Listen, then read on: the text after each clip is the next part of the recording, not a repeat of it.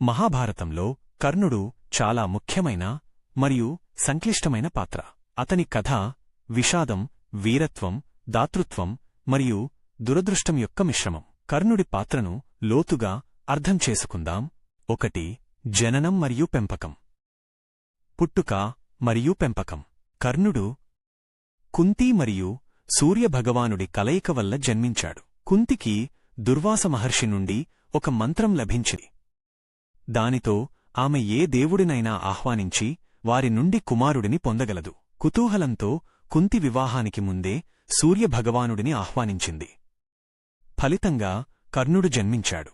లోకాపవాద భయంతో కుంతి తన నవజాత శిశువును ఒక బుట్టలో ఉంచి నదిలో వదిలేసింది.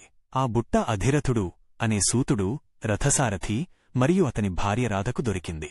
వారు ఆ బాలుడిని దత్తత తీసుకుని అతనికి వసుసేనుడు అని పేరు పెట్టారు. తరువాత కర్ణుడుగా ప్రసిద్ధి చెందాడు. రాధ అతన్ని పెంచినందున అతన్ని రాధేయుడు అని కూడా పిలుస్తారు.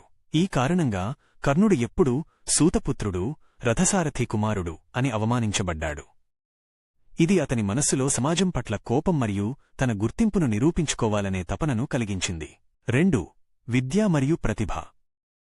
చదువు మరియు నేర్పు. కర్ణుడు అద్భుతమైన యోధుడు మరియు ధనుర్ధరుడు. అతను ద్రోణాచార్యుడి విద్యను నేర్చుకోవడానికి ప్రయత్నించాడు.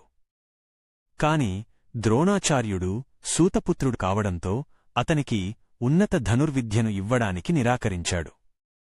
కొన్ని కథనాల ప్రకారం అతన్ని శిష్యుడిగా చేసుకున్నాడు, కాని బ్రహ్మాస్త్రం వంటి విద్యను ఇవ్వలేదు. తరువాత కర్ణుడు పరశురాముడి వద్దకు వెళ్లి తనను తాను బ్రాహ్మణుడిగా పరిచయం చేసుకుని అస్త్రశస్త్ర విద్యను పొందాడు.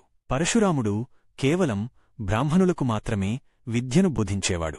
పరశురాముడికి కర్ణుడు క్షత్రియుడని లేదా సూతపుత్రుడని తెలిసినప్పుడు అతనికి తన విద్య అత్యంత అవసరమైనప్పుడు దాన్ని మరచిపోతావని శపించాడు. కర్ణుడికి సూర్యభగవానుడిచ్చిన సహజ కవచకుండలాలు ఉన్నాయి. అవి అతన్ని దాదాపు అజేయుడిగా, ఓటమి లేనివాడిగా చేశాయి. 3. దుర్యోధనుడితో స్నేహం. దుర్యోధనునితో చెలిమి. పాండవులు మరియు కౌరవుల యుద్ధ కళల ప్రదర్శన జరుగుతున్నప్పుడు కర్ణుడు అర్జునుడిని సవాలు చేశాడు. కృపాచార్యుడు కర్ణుడిని అతని కులం మరియు గోత్రం అడిగాడు. ఎందుకంటే రాజకుమారుడు కేవలం రాజకుమారుడితో మాత్రమే ద్వంద్వయుద్ధం చేయగలడు. ఈ సమయంలో దుర్యోధనుడు కర్ణుడికి అండగా నిలిచి అతన్ని అంగదేశానికి రాజుగా చేశాడు. తద్వారా అతను అర్జునుడితో యుద్ధం చేయడానికి అర్హత పొందాడు. కర్ణుడు దుర్యోధనుడి ఈ ఉపకారానికి శాశ్వతంగా రుణపడిపోయాడు మరియు దుర్యోధనుడిని ఎప్పటికీ విడిచిపెట్టనని ప్రమాణం చేశాడు. దుర్యోధనుడు అధర్మ మార్గంలో ఉన్నప్పటికీ ఈ స్నేహం కర్ణుడి జీవితంలో ఒక ముఖ్యమైన భాగంగా మారింది. 4.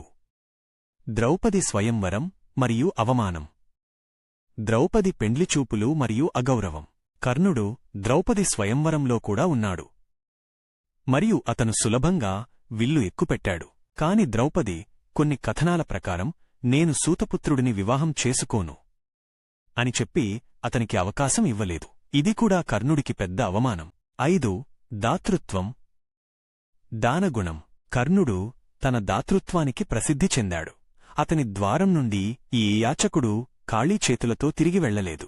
మహాభారత యుద్ధానికి ముందు ఇంద్రుడు బ్రాహ్మణుడి వేషంలో వచ్చి కర్ణుడి నుండి అతని కవచకుండలాలను దానంగా అడిగాడు. తద్వారా తన కుమారుడైన అర్జునుడిని రక్షించుకోవచ్చు.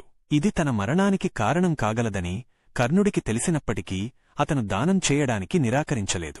దీనికి బదులుగా ఇంద్రుడు అతనికి వాసవీ శక్తి అనే ఆయుధాన్నిచ్చాడు. దాన్ని అతను ఒక్కసారి మాత్రమే ఉపయోగించగలడు. 6. మహాభారత యుద్ధంలో పాత్ర. మహాభారత పోరులో పాలుపంచుట. కర్ణుడు కౌరవుల పక్షాన యుద్ధం చేశాడు. అతను అత్యంత శక్తివంతమైన యోధుడు మరియు పాండవుల సైన్యానికి భారీ నష్టం కలిగించాడు. యుద్ధానికి ముందు కుంతి కర్ణుడికి అతని జన్మరహస్యాన్ని చెప్పి పాండవుల పక్షాన యుద్ధం చేయమని అభ్యర్థించింది. కర్ణుడు కుంతికి అర్జునుడిని తప్ప మరే ఇతర పాండవుడిని చంపనని వాగ్దానం చేశాడు. ఈ విధంగా కుంతికి 5 కుమారులు ఎల్లప్పుడూ జీవించి ఉంటారు. అతను భీష్మ పితామహుడు మరియు ద్రోణాచార్యుడి సేనాధిపత్యంలో యుద్ధం చెయ్యలేదు. ఎందుకంటే భీష్ముడు తనను అర్ధరథి, సగం యోధుడుగా పరిగణిస్తాడని అతను భావించాడు. ద్రోణాచార్యుడి తరువాత కర్ణుడు కౌరవ సైన్యానికి సేనాధిపతి అయ్యాడు. అతను ఘటోత్కచుడిని చంపడానికి తన వాసవీ శక్తిని ఉపయోగించాడు. దాన్ని అతను అర్జునుడి కోసం కాపాడుకోవాలనుకున్నాడు. 7 మరణం చావు యుద్ధం యొక్క 17వ రోజు అర్జునుడితో అతని భయంకరమైన యుద్ధం జరిగింది. ఈ యుద్ధ సమయంలో పరశురాముడి శాపం కారణంగా అతను బ్రహ్మాస్త్రాన్ని ప్రయోగించడం మరచిపోయాడు. ఒక బ్రాహ్మణుడి శాపం కారణంగా అతని రథం చక్రం భూమిలో కూరుకుపోయింది. అతను చక్రం తీయడానికి ప్రయత్నిస్తున్నప్పుడు మరియు నిరాయుధుడై ఉన్నప్పుడు శ్రీకృష్ణుడి ఆదేశానుసారం అర్జునుడు అతన్ని చంపాడు. ఈ సంఘటన ధర్మ అధర్మాల ప్రశ్నలను కూడా లేవనెత్తుతుంది. 8 కర్ణుడి పాత్ర యొక్క సంక్లిష్టతలు. కర్ణుని నైజములోని చిక్కుముడులు. విషాద నాయకుడు, ట్రాజిక్ హీరో.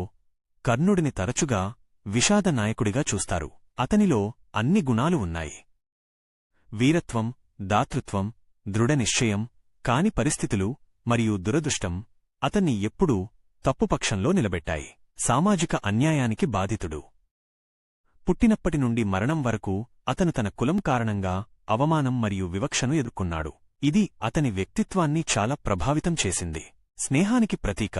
దుర్యోధనుడి పట్ల అతని విధేయత అచంచలమైనది. దీనికోసం అతను ధర్మాన్ని విడిచిపెట్టాల్సి వచ్చినప్పటికీ అతని స్నేహం అతని పాత్రలో ఒక ముఖ్యమైన కాని వివాదాస్పదమైన అంశం. దాతృత్వానికి పరాకాష్ఠ. కవచకుండలాలను దానం చేయడం అతని దాతృత్వానికి ఉత్తమ ఉదాహరణ. అంతర్గత సంఘర్షణ. అతనికి తన జన్మరహస్యం తెలిసినప్పుడు అతను తీవ్రమైన అంతర్గత సంఘర్షణకు గురయ్యాడు.